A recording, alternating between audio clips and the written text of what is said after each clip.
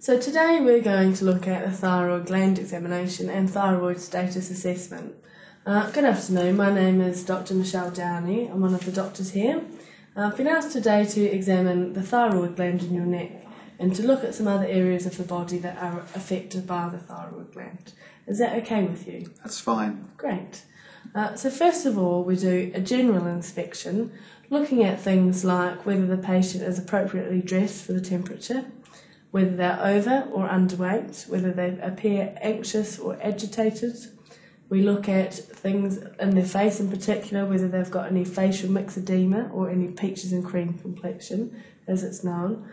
Looking for any hair loss, particularly loss of the outer third of the eyebrows, and looking for any obvious lid retraction. So then we can move on to look at the hands. If I could take both of your hands there. Looking for thyroid acropatchy, looking for onycholysis. Turning the hands over, looking for palmar erythema. Feeling the palms to feel if they are particularly sweaty or dry. Okay, that's fine. Would you hold your hands out there for me, please? At this point, looking for any fine tremor. If we're in any doubt about this, we can rest a piece of paper on top of the hands, which will exaggerate a fine tremor if it's there. Okay, that's fine.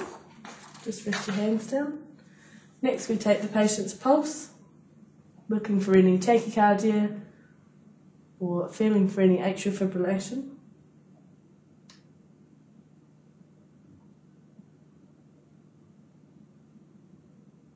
Okay, that's fine. And finally, we're going to inspect the neck from the front, looking front on for any obvious goiter or thyroid enlargement or any midline masses. And we can ask the patient to swallow some water while we watch this. If you could take a sip of water and hold it in your mouth. And swallow for me. Okay, that's great. If you see or notice a mass in the midline, you can ask the patient to stick their tongue out. Would you stick your tongue out for me? Okay, that's great. If it's a thyroglossal cyst, it will move with the protrusion of the tongue. Okay, so that's all our inspection from in front of the patient. So now we'll move behind and continue our examination. So continuing the examination from behind the patient, we can palpate for the thyroid gland. Okay. And then again, ask our patient to take some water into his mouth and hold it there and swallow for me.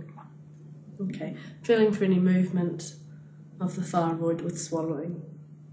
Alright. While we're there, also check for any cervical lymphadenopathy.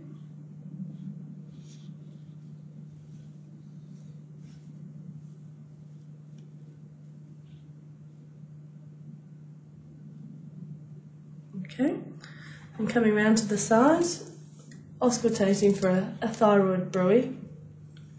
So take a breath in and hold it for me. And relax. And same on the other side. Take a breath in and hold it.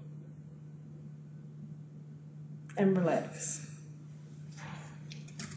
The final part of the thyroid gland examination, if you notice any enlargement, is to percuss for any retrosternal extension. Okay.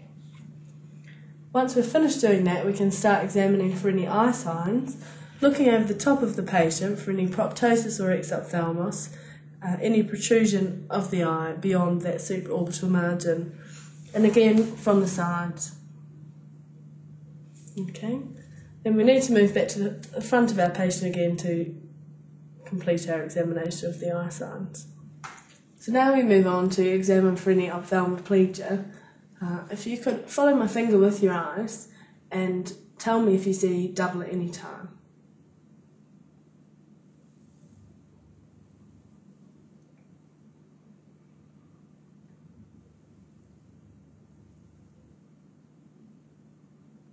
Okay, and then looking specifically for lid lag. Again, follow my finger with your eyes. Okay, that's great. There are just a few things left to do to complete our examination. Next we'll look for any proximal myopathy. If you could hold your arms up like a chicken, hold them there for me please. That's great. And then just resting your arms on your knees. Now checking for reflexes.